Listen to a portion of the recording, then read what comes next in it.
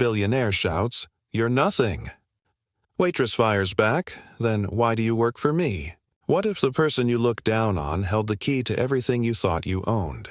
The morning sun cast long shadows across Rosewood Diner as 42-year-old Rebecca wiped down the same counter she'd cleaned for 15 years. Her hands moved with practiced grace, each motion telling the story of countless early mornings and late nights serving coffee to strangers who rarely looked her in the eye. But today would be different. Today, the carefully built walls around a secret she'd kept buried would finally crumble. The bell above the door chimed as a sleek black car pulled up outside. Rebecca's heart skipped as she recognized the license plate, the same numbers that appeared on documents she'd hidden away in a safety deposit box downtown. She straightened her apron, knowing that in a few moments her quiet life would collide with a world of boardrooms and billion-dollar decisions. Sometimes the most powerful people are hiding in plain sight, wearing uniforms instead of suits. Where are you watching from tonight? Alexander Sterling stepped through the diner's glass doors like he owned the place, his 44-year-old frame wrapped in a custom suit that cost more than most people's cars. His steel-gray eyes scanned the modest restaurant with barely concealed disdain. The pharmaceutical empire he'd built from his father's small company had made him one of the richest men in the state, and he wasn't used to places that didn't cater to his every whim. "Coffee," he barked at Rebecca without looking up from his phone. His voice carried the sharp edge of someone accustomed to immediate obedience. "Black. And make it fast. I've got a board meeting in an hour." Rebecca's hands stayed steady as she poured the steaming liquid into a ceramic mug. She'd served demanding customers before, but something about Alexander's presence made her pulse quicken with memories she'd tried to forget. "Cream and sugar are on the table," she said quietly, setting the cup down with care. "I said black," Alexander snapped, finally looking at her. "Don't you people listen? This is exactly why you'll never amount to anything more than—" He stopped mid-sentence, studying her face with sudden recognition that he couldn't quite place. Rebecca met his gaze steadily. She'd aged since their last encounter, but her eyes still held the same quiet strength that had once impressed a dying old man in a hospital room. "Is there anything else you need, Mr. Sterling?" The sound of his name from her lips made Alexander's blood run cold. He'd never seen this woman before. Or had he? Something tugged at the edges of his memory, like a half-remembered dream that vanished when you tried to focus on it. "How do you know my name?" he demanded, leaning forward across the counter. Rebecca simply smiled, the kind of patient expression she'd perfected over years of dealing with difficult customers. But underneath that practiced calm, her heart was racing. She'd known this day would come eventually. The paperwork in her safety deposit box had made sure of that. The diner fell quiet except for the soft hum of the coffee machine and the distant sound of morning traffic. Neither of them realized that in the next few minutes, everything they thought they knew about power and worth was about to change forever. "Answer me," Alexander's voice rose, drawing stares from the handful of other customers scattered throughout the diner. "I asked you a question." Rebecca continued wiping down the already clean counter, her movements deliberate and calm. "Your picture's been in the business section of the paper quite a bit lately," she said, not looking up. "Something about expanding your pharmaceutical operations." Alexander's jaw tightened. He wasn't used to being ignored, especially not by service workers who should be grateful for his business. "Listen carefully," he said, his voice dropping to a menacing whisper. "I don't know what game you're playing, but I own half this town. I could make sure you never work anywhere again." For the first time, Rebecca paused in her cleaning. She set down her cloth and looked directly into his eyes. The same eyes that had once begged a hospital volunteer to tell him stories about his grandfather's early days building the company. "And why would you want to do that, Mr. Sterling?" "Because people like you need to remember their place," Alexander said, standing up so quickly his chair scraped against the linoleum floor. "You're nothing. You serve coffee to people who actually matter. You'll spend your whole life in this pathetic little diner while people like me, people like you—" "What?" Rebecca interrupted, her voice still soft but now carrying an edge that made Alexander step back involuntarily. An elderly man at a nearby booth cleared his throat and looked up from his newspaper. "Son, there's no call for that kind of talk in here. This lady's been serving this community with kindness for years. Alexander whirled around, his face flushed with anger. Mind your own business, old man. This is between me and the help. But when he turned back to face Rebecca, something in her expression had changed. The patient's smile was gone, replaced by a look of profound sadness that seemed to see right through him. Your grandfather would be ashamed of who you've become, she said quietly.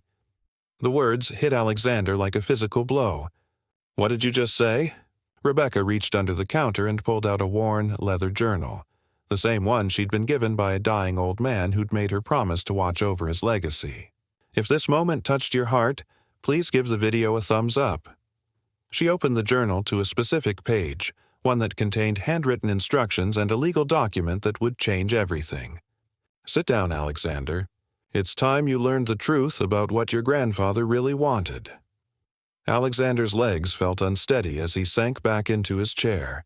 The journal in Rebecca's hands looked familiar, leather-bound and worn, just like the one his grandfather used to carry everywhere. That's impossible, he whispered. My grandfather died 10 years ago. I was there. I held his hand when he passed away at Mercy General Hospital, Rebecca finished. Room 314, I was there too, Alexander. I was the volunteer who read to him during his final weeks. The diner seemed to spin around Alexander as memories flooded back. An older woman with kind eyes who'd sat by his grandfather's bedside when the family couldn't be there. Someone who'd listened to the old man's stories about building his business from nothing, about his hopes for his grandson, about his fears that success might corrupt the boy he'd helped raise. You, Alexander breathed, recognition finally dawning. You were the one who made him smile when he couldn't even remember our names anymore. Rebecca nodded, her eyes glistening with unshed tears. He talked about you constantly. How proud he was of your intelligence, your drive. But toward the end, he was so worried about what kind of man you were becoming. He never told me he was worried, Alexander said, his voice cracking. Because he loved you too much to burden you with his fears, Rebecca replied. But he made arrangements, legal arrangements that he hoped would never be necessary.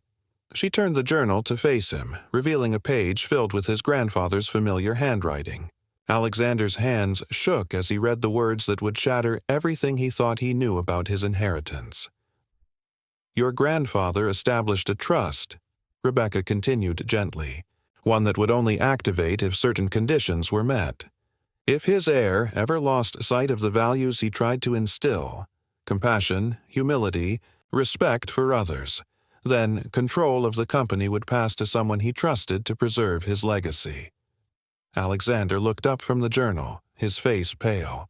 Control would pass to who?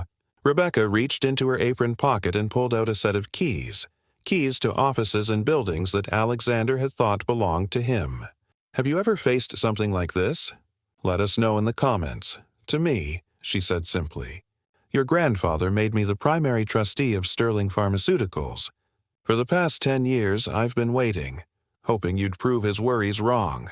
But, after what I witnessed today, Alexander's world crumbled as he realized that the waitress he'd just humiliated held the power to take away everything he'd worked for.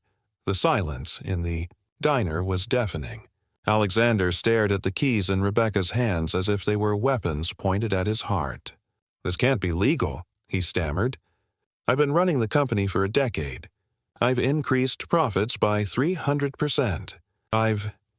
You've turned your grandfather's dream into a machine that prices medicine out of reach for families who need it most, Rebecca said, her voice heavy with disappointment. Last month alone, your company raised insulin prices by 40%. Do you know how many people can't afford their medication because of that decision? Alexander's mouth opened and closed like a fish gasping for air. He'd made that pricing decision in a boardroom surrounded by executives who'd praised him for maximizing shareholder value. It had never occurred to him to think about the faces behind the financial projections. Your grandfather started this company because his own mother died from diabetes when he couldn't afford her treatment, Rebecca continued, opening the journal to another page. He swore that no family would ever face that choice again if he could help it. He built Sterling Pharmaceuticals to heal people, not to exploit them. Tears streamed down Alexander's face as he read his grandfather's words in the journal, pages of hopes and dreams for a company that would serve humanity rather than destroy it. "I didn't know," he whispered. "He never told me why he started the company. He just said I needed to be strong, be successful, because he thought those stories would naturally shape your heart," Rebecca said, sliding into the booth across from him. "He believed that knowing where you came from would guide where you were going. But somewhere along the way, you forgot that strength isn't about making others feel small." Alexander looked up at this woman who'd held his grandfather's hand during his final days, who'd carried the weight of a dying man's wishes for a decade. "What happens now? Do you take the company?" Rebecca smiled sadly and closed the journal. "That depends entirely on you.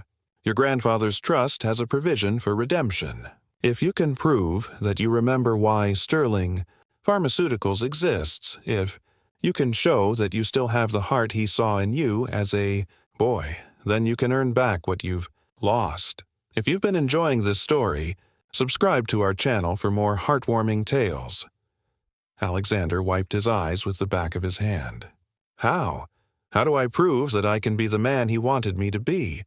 Rebecca stood up and untied her apron. "By starting exactly where your grandfather did. By serving others instead of serving yourself."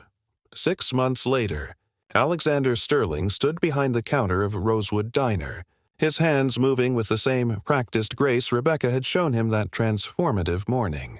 His custom suits had been replaced with simple clothes suitable for hard work, and the arrogance that once defined him had melted away like sugar in hot coffee. "Order up," called Elena, the cook who'd taken over Rebecca's serving duties when she'd reluctantly accepted her role as CEO of Sterling Pharmaceuticals. Alexander carried the plates to a table where an elderly couple sat sharing breakfast, their faces lighting up when they saw him approach.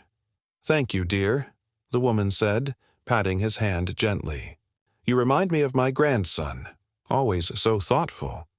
Alexander smiled, remembering how such comments would have made him cringe 6 months ago.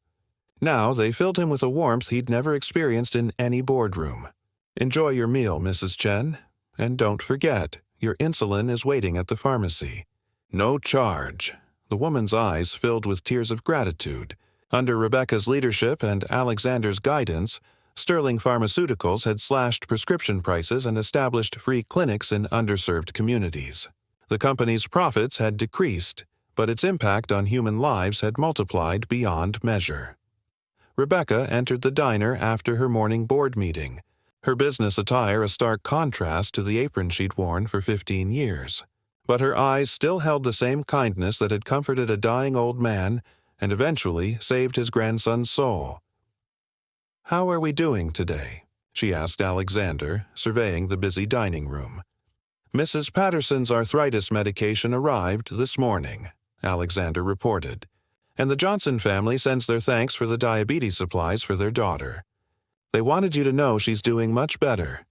Rebecca nodded, her heart full. "Your grandfather would be so proud of who you've become." Alexander paused in his work, looking around the diner that had become his classroom in humanity. "I understand now why he chose you. You didn't just protect his company, you protected his heart." That evening, as they locked up the diner together, Alexander handed Rebecca an envelope. Inside was a legal document transferring full ownership of Sterling Pharmaceuticals back to him, along with a note in his own handwriting. "To the woman who taught me that true wealth is measured by the lives we touch, not the money we make," Rebecca smiled and tore up the document. "We're partners now," she said simply, "just like your grandfather would have wanted." As they walked into the sunset, two unlikely allies united by an old man's wisdom and love. They knew that some things in life are worth more than money, and some lessons can only be learned by serving others with a humble heart. If you enjoyed this story, please remember to like, leave a comment with your thoughts, and subscribe for more heartwarming tales. Thank you for joining us on this journey of redemption and remembering that everyone deserves respect, regardless of their station in life.